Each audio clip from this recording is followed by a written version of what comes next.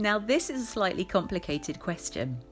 Here at Alumina, we are all very pro-recovery and want to celebrate every step that you take towards being safer and living a life free from self-harm. We also think that there are times that ensuring that we don't have access to harming equipment and reducing our self-harm are both important steps of this journey and the right thing to do. But sometimes we may take these steps too early in the process or at a time where we're not prepared for what we need to do next, and this can actually make the path to recovery harder. But it doesn't make sense, does it? Once we've decided to consider recovery from self-harm or reached a point where we just wish we didn't harm anymore, then that's what we need to do, right? Just stop. But what happens if we stop too suddenly? Well, if self-harm has been helping us cope with feelings and experiences, and then one day we remove the self-harm and stop doing it, we're likely to face 3 different problems. First, we might find that we're still feeling overwhelmed and struggling with our feelings, but we now have no way to respond. This means we might struggle when we feel overwhelmed, and it's a reminder that self-harm recovery isn't just about the self-harm, but about everything else going on around it, and maybe we need to do some work on that first.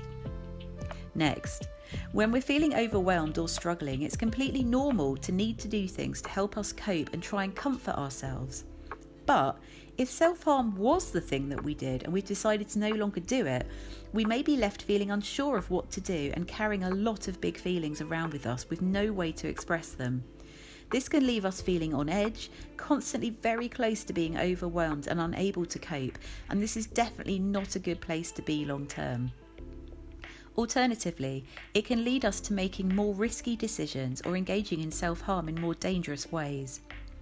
Finally, the impact of these 2 problems can often mean that we're left with the urge to harm and hurt ourselves, and this urge can feel big and be difficult to avoid. This is because when self-harm has become the way that we've tried to cope with difficulty, sometimes we just begin to build it in sort of like a habit, as something we go back to when we struggle. So when we no longer harm, we'll find that we don't know what to do instead and may actually feel the urge to harm even more. So what's the alternative? If we don't stop suddenly, what do we do? Well, to us, the key thing is to focus on recovery and respond to those problems that we just outlined. Begin to explore the struggles that we're facing and reach out for help with those specific feelings. Begin to practice using alternatives to harm and positive coping strategies. Find ones that work for you, and once you find them, keep practicing to build the habit up.